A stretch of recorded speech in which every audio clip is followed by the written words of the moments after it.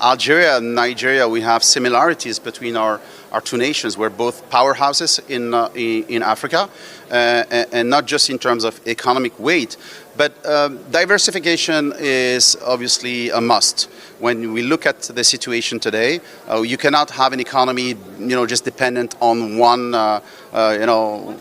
commodity. That doesn't work. You're basically dependent on other countries and other buyers, and the youth in our countries. The youth is they're very innovative. We have many SMEs, many startups that are very innovative.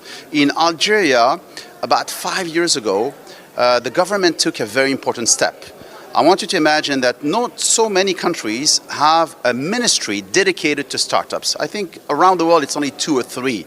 So Algeria decided to create a ministry in charge of knowledge economy, startups, and micro enterprises.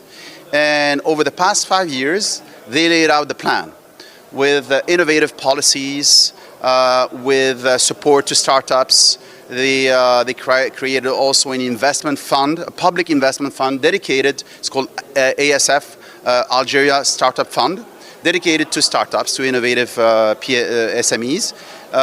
We have many programs that support the growth of startups. One of them, by the way, is a presidential program. It's called ASEP, Algeria Startup Expedition Program. Just this past year, this program has sent about 400 startups to China, USA, and South Korea. Just for the startups to go and find out about these, and also these very innovative ecosystems. And this year we also added Slovenia, because Slovenia in Europe is a powerhouse. It's a small country, but it's a powerhouse in AI, in robotics, in fintech, and so on.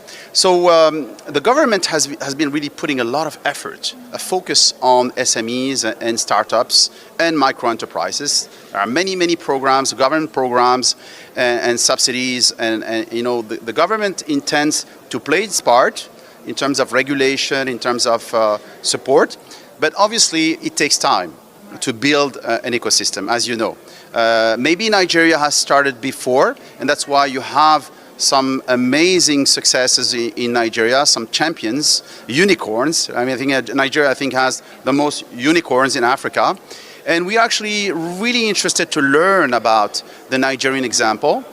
You also have a Startup Act that is very interesting, that many countries have actually looked at and tried to at least copy and adapt.